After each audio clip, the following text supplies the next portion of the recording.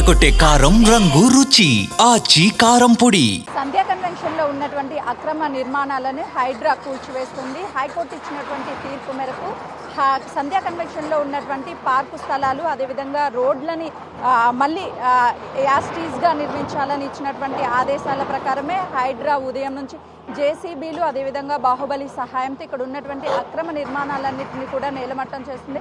ప్రస్తుతం మనం చూస్తున్నటువంటి భారీ కన్స్ట్రక్షన్ రోడ్లని ఆక్యుపై చేసి నిర్మించినటువంటి కన్స్ట్రక్షన్, దీనికి మాత్రమే అటు హెచ్ఎండిఏ నుంచి అనుమతి ఉంది. మిగతా వాటన్నిటికీ ఎక్కడ అనుమతులు లేకుండా దాదాపు 40కి పైగానే అటు నిర్మాణాలు చేసినట్లు గుర్తించారు. కేవలము రోడ్లు, పార్కు స్థలాలు మొత్తాన్ని కూడా ఆక్యుపై చేసి పక్కనే ఉన్నటువంటి ఫ్లాట్ యజమానులను భయపెట్టి ఆ సంధ్యా కన్వెన్షన్ శ్రీధర్ రావు అక్రమాలకు పాల్పడ్డారని చెప్పేసి బాధితులు ఇచ్చినటువంటి అటు హైకోర్టులో ఫిర్యాదు మేరకే ఈ అక్రమ నిర్మాణాలన్నింటినీ కూడా గుర్తించింది. గతంలోనే ఈ సంధ్యా కన్వెన్షన్లో నిర్మించినటువంటి అక్రమ నిర్మాణాల మీద చర్యలు తీసుకోవాలని బాధితులంతా హైడ్రా కూడా ఫిర్యాదు చేశారు. 2 నెలల క్రితము 40 షాపులకి హైడ్రా నోటీసులు జారీ చేసింది. అక్రమ నిర్మాణాలన్నింటినీ కూడా తొలగిస్తాము అని చెప్పేసి. అయితే ఈలోపే హైకోర్టు కూడా కీలక తీర్పు ఇవ్వడంతో తెల్లవారుజామున జేసీబీల సహాయంతో పెద్ద పెద్ద భవనాలన్నింటినీ కూడా నేలమట్టం చేస్తున్నటువంటి పరిస్థితి ఉంది. అయితే ఇక్కడ పూర్తిగా రోడ్లన్నిటినీ ఆక్యుపై చేశారు. 20 ఎకరాలు 162 ఫ్లాట్లు కూడా ఇందులో ఉన్నాయి. అయితే వీటన్నిటినీ చాలామంది ఫ్లాట్ యజమానులు ఎవరైతే ఉంటారో వాళ్ళని బెదిరించడము, వాళ్ళ మీద అక్రమ కేసులు పెట్టడము ఇవన్నీ చేసి శ్రీధర్ రావు భయభ్రాంతులకు గురి చేసి వాళ్ళ దగ్గర నుంచి ఫ్లాట్లను కూడా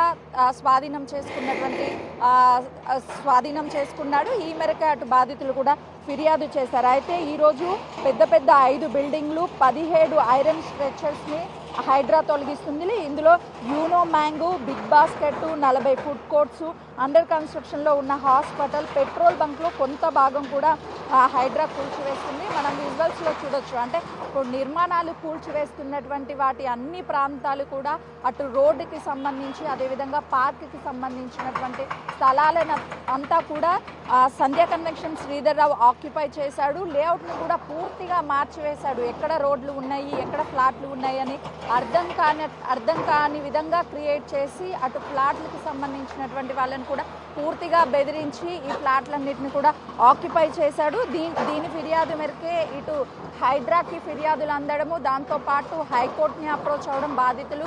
హైకోర్టు ఇచ్చినటువంటి తీర్పు మేరకు ఉదయం నుంచే ఈ కూల్చివేతలన్నింటిని కూడా నేలమట్టం చేస్తున్నారు. అయితే ఇది 1980లో ఏర్పాటు చేసినటువంటి లేఅవుట్. ఈ లేఅవుట్కి సంబంధించి చాలా వరకు ఫిర్యాదులు రావడము శ్రీధర్ రావు మీద, ఆ తర్వాత అనేక అక్రమ నిర్మాణాలను కూడా కూల్చివేశారు.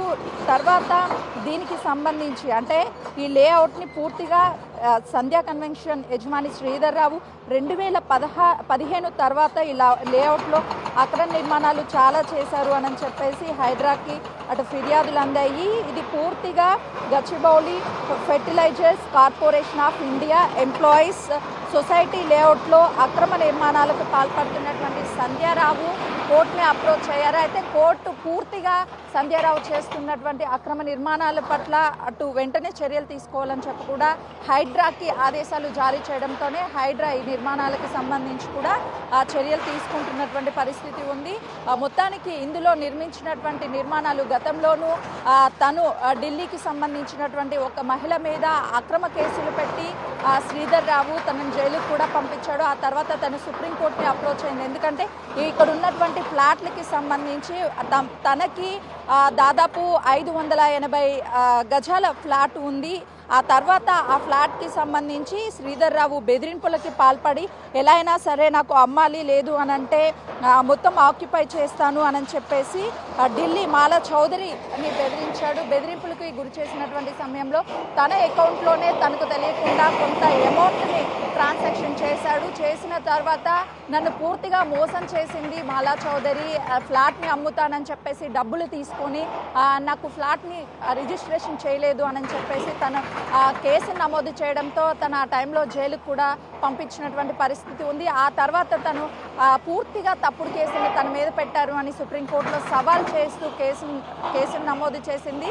సుప్రీంకోర్టు కూడా 10 లక్షల రూపాయలు తనకి చెల్లించాలి అని చెప్పేసి శ్రీధర్ రావుకి ఫైన్ని కూడా విధించడం జరిగింది. కాబట్టి ఇలాంటి అక్రమ నిర్మాణాలు ఎక్కడున్నా సరే పూర్తి స్థాయిలో నేలమట్టం చేయడంతో పాటు వచ్చినటువంటి ఫిర్యాదుల ప్రకారమే హైడ్రా కూడా ముందుకు వెళ్తున్నటువంటి పరిస్థితి ఉంది. ఇక్కడ ఉన్నటువంటి ఈ లేఅవుట్కి సంబంధించినటువంటి రోడ్లు కావచ్చు, అదేవిధంగా పార్కు స్థలాలన్నింటినీ కూడా గుర్తించిన తర్వాత ఈ అక్రమాలను తొలగించిన తర్వాత పూర్తిగా పక్కనే అంటే రోడ్ల పక్కనే ఉన్నటువంటి బాధితుల ఫ్లాట్లను కూడా ఐడెంటిఫై చేసే అవకాశం ఉంటుంది. కాబట్టి ఎట్ ఎ టైము బాధితులకి న్యాయం జరుగుతుంది. దాంతోపాటు రోడ్లని అదేవిధంగా పార్కుల్ని కూడా మళ్ళా యాస్టీస్గా ఉంచడానికి కూడా అవకాశం ఉంటుంది. కాబట్టి ఈ కూల్చివేతలు అయితే మాత్రము కొనసాగుతూనే ఉన్నాయని చెప్పుకోవచ్చు.